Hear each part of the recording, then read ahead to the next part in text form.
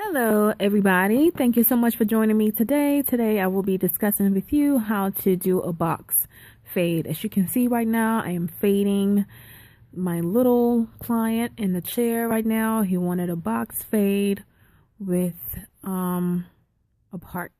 So right now, I'm fading the outer bottom perimeter of his haircut, and I pretty much going with the flow.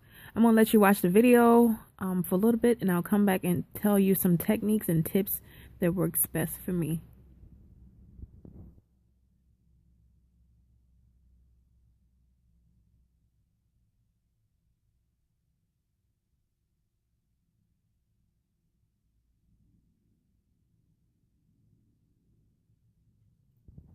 Okay, right now I have the zero guard. I use the zero guard, and I go in between, right in between his haircut, and I start to. A lot of times I like to go with the grain, and it's easier for me. A lot of times you notice a lot of barbers, they fade up. I like to fade down. I remove all the weight down. I think that works best for me because it takes away all the weight, and it's faster, it's quicker. I can do a fade in like less than 15 minutes, yeah, less than 15 minutes depending on the haircut. Now with him, it took me a little longer because I was recording this video. Now you see me going down with a double zero guard, and my clippers that I'm using are the Walls Master clippers. These are very good. They are light, they are not as noisy, and they work very well for me. Right now I do have the Indies, and the Indies Master, they are pretty much as good as the Walls. Now I fade down with the haircut, and as you can see, the fade is almost gone. Now what I can do now is now go up and remove that line that's right in the temple area. That makes it easier.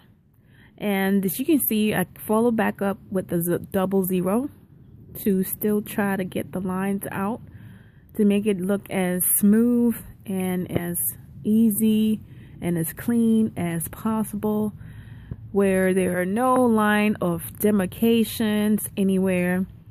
And to further finish this up, I go up with my zero guard, removing more weight and blending in more.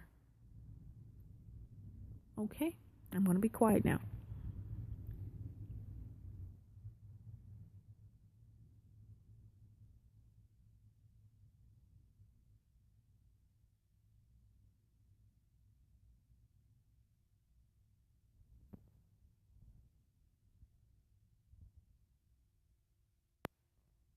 Okay, now I follow through with my walls.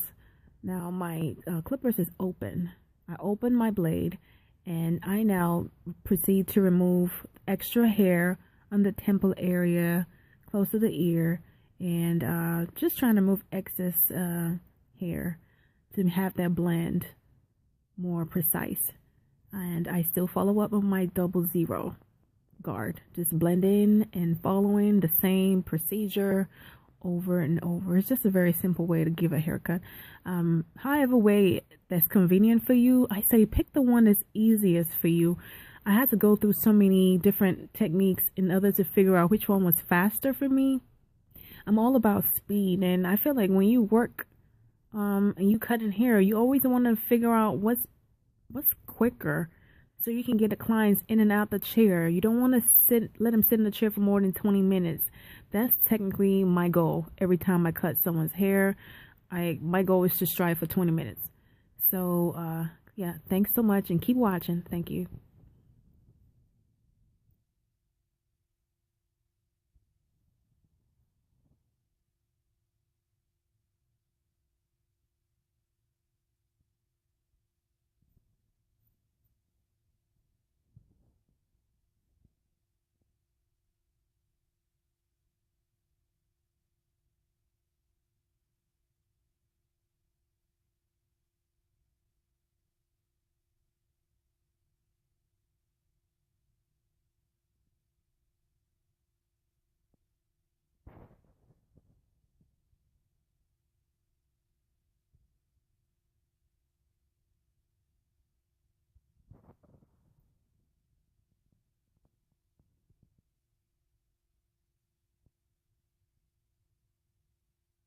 Okay.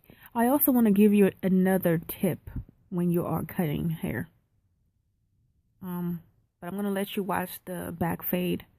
I go in with a 00. And as you can see, you have to be able to see the line. You see how quickly the line comes off because it's like a technique that I use. It comes off real easy because I already know the direction in which I'm going. So you fade up with that and you completely see the line is almost gone. It just takes me a few minutes, really a few seconds, because I just have a technique that works very fast for me. And I know starting out, it might be a little longer for you to fade a hair. You have to get used to figuring out what technique works best for you. My technique might not work for you, but with time, you will find out what works, you know, and what makes you cut faster in less time.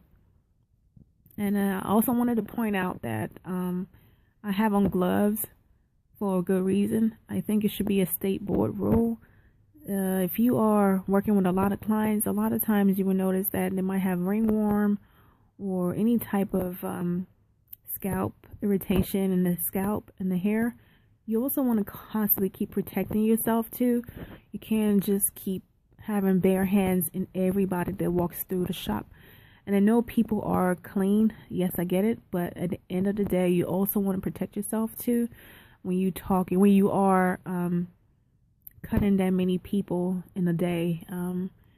It should be a state board rule and a state board requirement, because if we can do that in hospitals, we should be doing that too in the barbershop. So I would say a strong 90% of barbers don't wear gloves. So ladies, please wear gloves. And also another reason why I wear gloves, because I also have a lot of hair that gets stuck in my fingernails, and I have to constantly keep fighting to get the hair out of my fingernails. So that's also another reason too why I wear gloves, for protection, just, you know, to be in case of anything, transmission of anything, and also hair getting stuck in my fingernails. Those two things are not hygienic. So I'm gonna let you keep watching the video, and I will talk to you again towards the end of the video. Thank you.